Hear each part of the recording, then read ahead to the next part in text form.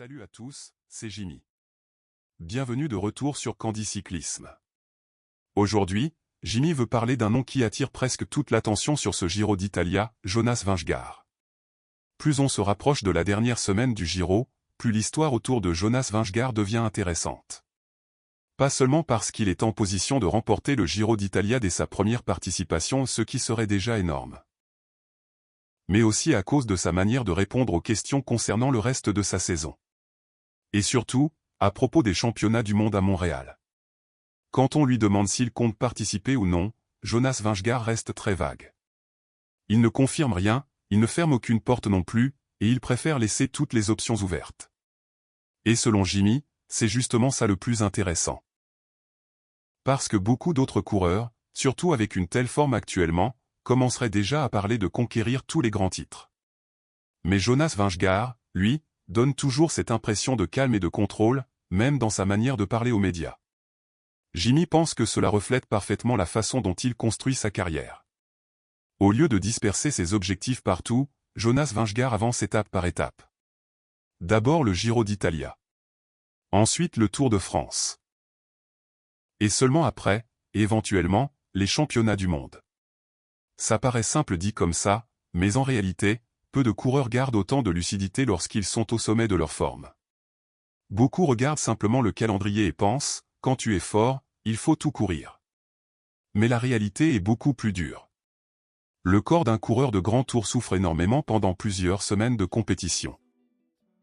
Le Giro d'Italia et le Tour de France ne sont pas seulement des batailles physiques, ce sont aussi des épreuves mentales extrêmement exigeantes.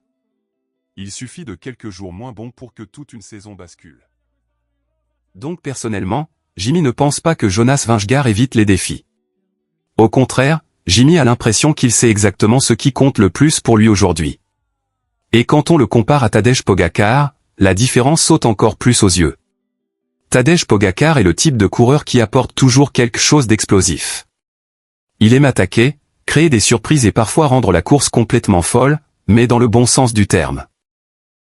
Certains jours, en regardant Pogačar courir, Jimmy a l'impression qu'il est capable de tenter des choses que personne d'autre n'oserait imaginer. Alors que Jonas Vingegaard, lui, est presque l'opposé. Il est plus froid, plus discret et surtout beaucoup plus calculateur. Son style provoque peut-être moins d'émotions immédiates que celui de Pogačar, mais son efficacité est franchement impressionnante. Et Jimmy pense que c'est précisément cette opposition qui rend leur rivalité aussi fascinante. L'un court avec l'instinct et les émotions. L'autre gagne grâce au contrôle et à la discipline. Honnêtement, Jimmy ne pense pas qu'un style soit supérieur à l'autre. Mais si l'objectif principal de Jonas Vingegaard est de récupérer le Tour de France, alors le fait qu'il ne parle pas trop des championnats du monde est assez compréhensible.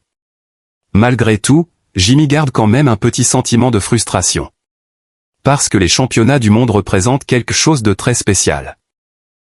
Le maillot arc-en-ciel a une valeur symbolique immense dans le cyclisme. Et au fond, Jimmy aimerait vraiment voir Jonas Vingegaard arriver sur cette course dans sa meilleure forme au moins une fois. Jimmy est sincèrement curieux de voir ce qu'il pourrait accomplir s'il préparait cet objectif à 100%.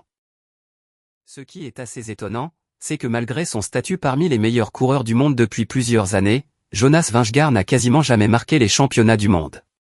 Cela montre clairement où se situent ses priorités, les grands tours restent le centre de sa carrière. Le Tour de France demeure l'objectif numéro 1. Et presque tout le reste tourne autour de cette course.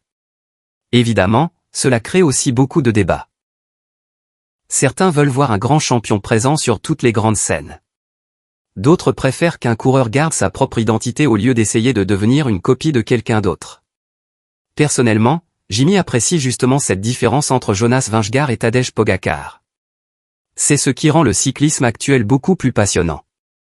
Et en parlant de ça, il faut aussi évoquer l'équipe Visma-Lease Bike. C'est une équipe qui fonctionne avec une approche extrêmement scientifique. Tout est calculé avec précision, et ils évitent presque toujours de disperser leurs objectifs. Si Jonas Vingegaard veut réellement tenter le doublé Giro d'Italia au Tour de France la même année, alors il est totalement logique que l'équipe privilégie la récupération plutôt qu'un programme encore plus chargé avec les championnats du monde. Parfois, en regardant la manière dont Visma prépare ses saisons, Jimmy a vraiment l'impression qu'ils ont toujours quelques coups d'avance sur les autres. Et si finalement ils gagnent à Rome, Jonas Vingegaard rejoindra le cercle très fermé des coureurs ayant remporté les 3 grands tours. Ce ne serait plus simplement un titre supplémentaire, mais un moment capable de changer complètement sa place dans l'histoire du cyclisme. C'est probablement pour cela que chacune de ces décisions est autant observée aujourd'hui. Est-ce qu'il continuera à privilégier cette approche prudente mais ultra efficace? Ou est-ce qu'un jour il sortira de sa zone de confort pour se tester sur toutes les plus grandes scènes du cyclisme mondial? Jimmy pense que c'est exactement ce que beaucoup de fans attendent avec impatience.